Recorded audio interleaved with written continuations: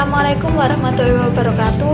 Perkenalkan, nama saya Dita Ajeng Andani Fahmi, NIM 164 dari kelas Ekonomi Pembangunan D angkatan 2019. Di sini saya mau menjelaskan tentang telaah pemikiran ekonomi tokoh Al-Ghazali terhadap Philosophy of Economic System Kapitalis. Pada abad ke-8 sampai abad ke-11 Masehi, terjadi gerakan penerjemahan filsafat Yunani maupun versi asli yang dikaji oleh umat muslim ke dalam bentuk bahasa Arab. Melalui penerjemahan tersebut, para pemikir muslim mengenal pemikiran-pemikiran dari tokoh Yunani seperti Aristoteles, Plato, dan ajaran non-platonis yang kemudian dikembangkan dengan nuansa Islam, sehingga lahir filsafat Islam dengan beberapa tokoh, salah satunya yaitu Al-Ghazali pada tahun 1508 sampai 1111 Masehi. Riwayat hidup Al-Ghazali. Al-Ghazali mempunyai nama lengkap yaitu Abu Hamid Muhammad ibnu Muhammad ibnu Ahmad Al-Ghazali Al-Tusi yang bergelar Hujjatul Islam. Beliau lahir di Tusi tahun 450 Hijriah dan di tempat itu pula beliau wafat dan dimakamkan pada tahun 505 Hijriah atau 1111 Masehi dalam usia 55 tahun. Ia juga memiliki saudara yang bernama Ahmad dan saudaranya itu juga dikenal sebagai Sufi. Karya-karya Al-Ghazali yang pertama yaitu Ihya Ulumuddin, yaitu menghidupkan kembali ilmu-ilmu agama.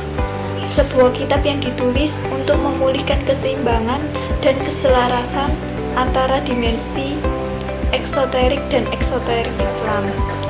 Yang kedua yaitu Maqasid al-Falasifat atau tujuan-tujuan para filosof. Dalam kitab ini berisi tentang ringkasan ilmu-ilmu filsafat, dijelaskan juga ilmu-ilmu mantik, fisika, dan ilmu alam. Yang ketiga yaitu Tahafut al-Falasifah atau kerancuan pemikiran para filosof.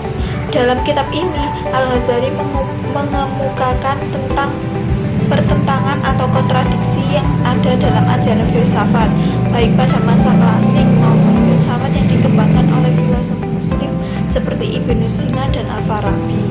Yang keempat yaitu Al-Munqidh min Al-Dalal atau sang penyelamat dari kesesatan. Karya Al-Ghazali ini merupakan autobiografi atau sejarah kehidupannya yang memuat perkembangan intelektual dan spiritual pribadinya. Yang kelima yaitu ada karya lain di bidang filsafat, logika, dan ilmu kalam seperti Mi'yar al-Ilmi atau standar ilmu, Al-Iqtisad fi al-I'tiqad atau moderasi dalam berkeyakinan, dan lain-lain. Yang keenam yaitu karya Al-Ghazali dalam bidang ilmu-ilmu agama seperti Jawahir Al-Quran atau mutiara-mutiara yang dikandung dalam Al-Quran, Mizan Al-Amal atau kriteria amal perbuatan, dan lain sebagainya. Dalam pemikiran Al-Ghazali menyinggung masalah uang dan fungsinya. Ia juga menerangkan mengenai larangan riba fadlan dalam perekonomian. Secara intensif, kajian ekonomi Al-Ghazali juga menyinggung mengenai masalah timbangan, pengawasan harga atau investasi pasar, penentuan pajak dalam kondisi darurat, dan sebagainya. Dalam beberapa bagian, pemikirannya juga menyinggung mengenai bagaimana bekerjanya mekanisme pasar melalui kekuatan permintaan dan penawaran dalam menentukan keseimbangan pasar. Aspek-aspek hukum pemikiran Al-Ghazali. Yang pertama yaitu pertukaran sukarela dan evolusi pasar. Al-Ghazali membangun dasar-dasar dari apa yang kemudian dikenal dengan semangat kapitalisme. Bagi Al-Ghazali, pasar berevolusi sebagai bagian dari hukum alam, yakni sebuah ekspresi berbagai hasrat yang timbul dari diri sendiri untuk saling memuaskan kebutuhan ekonomi. Yang kedua yaitu permintaan, penawaran, harga, dan laba. Al-Ghazali berbicara mengenai harga yang berlaku, seperti yang ditentukan oleh praktik-praktik pasar, sebuah konsep yang di kemudian hari dikenal dengan al-saman al-adil atau harga yang adil di kalangan ilmuwan muslim, atau equilibrium price atau harga keseimbangan di kalangan ilmuwan Eropa kontemporer. Yang ketiga yaitu etika perilaku pasar.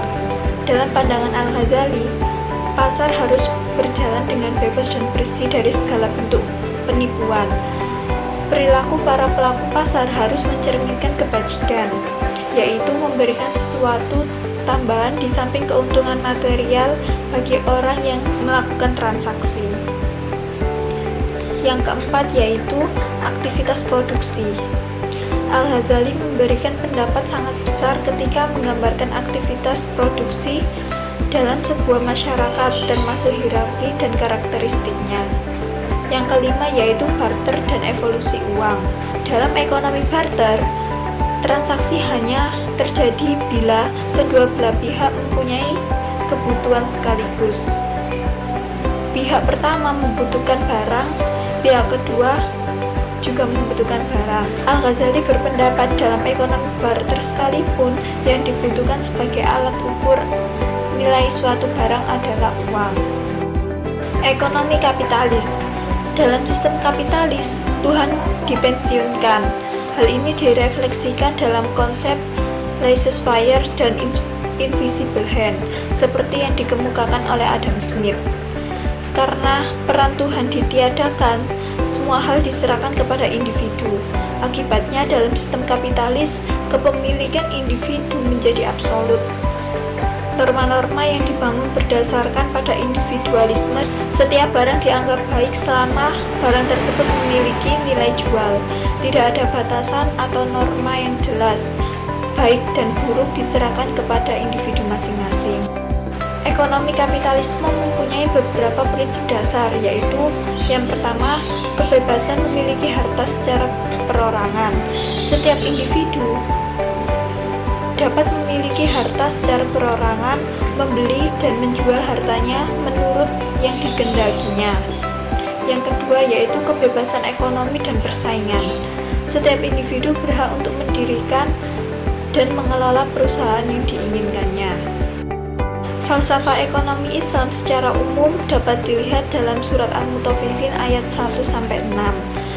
Ayat tersebut menunjukkan adanya hubungan yang erat antara agama, keyakinan kepada Allah, keyakinan kepada hari akhir, perilaku ekonomi, dan sistem ekonomi. Karena itu, di sisi tujuannya, ekonomi Islam bertujuan mencapai kesejahteraan manusia dalam rangka ibadah kepada Allah. Ekonomi Islam. Ekonomi Islam di sini berbeda dengan ekonomi kapitalis. Karena Islam menentang eksploitasi oleh pemilik modal terhadap buruh yang miskin dan melarang penumpukan kekayaan. Selain itu, ekonomi dalam kacamata Islam merupakan tuntunan kehidupan sekaligus anjuran yang memiliki dimensi ibadah. Sangat bertolak belakang dengan kapitalis yang lebih bersifat individual, yang memberikan hampir semua tanggung jawabnya kepada warganya, serta komunis yang ekstrim. Ekonomi Islam menetapkan bentuk perdagangan serta penghikmatan yang boleh dan tidak boleh ditransaksikan. Berdasarkan kritik Al-Ghazali terhadap beberapa filosof dan pemikiran ekonomi, menurut Al-Ghazali terhadap perbedaan antara pemikiran ekonomi Al-Ghazali dengan sistem ekonomi kapitalis. Sistem ekonomi kapitalis lebih mengutamakan kebebasan. Siapa yang mampu mempertahankan modalnya, maka ia akan memperoleh keuntungan yang maksimal. Sedangkan dalam pemikiran ekonomi menurut Al-Ghazali, ia lebih mengedepankan kesejahteraan masyarakat. Ia juga membahas tentang laba yang pada dasarnya laba harus diperoleh dari keuntungan real tanpa ada bentuk kecurangan apapun dalam mekanisme pasar. Dalam penjelasan ekonomi Islam dan ekonomi kapitalis juga terdapat perbedaan, seperti ekonomi Islam berlandaskan pada Al-Quran dan ekonomi Islam dilarang ada unsur riba. Segala bentuk transaksi harus sesuai kesepakatan antara kedua belah pihak tanpa adanya paksaan. Sedangkan dalam sistem ekonomi kapitalis lebih cenderung pada ekonomi individual, bahwasanya ekonomi kapitalis adalah meniadakan Tuhan Dalam sistem kapitalis yang dituju adalah kepuasan individu tanpa memikirkan sedikit pun tentang kesejahteraan masyarakat. Mungkin itu penjelasan dari saya, kurang lebihnya mohon maaf. Wassalamualaikum warahmatullahi wabarakatuh.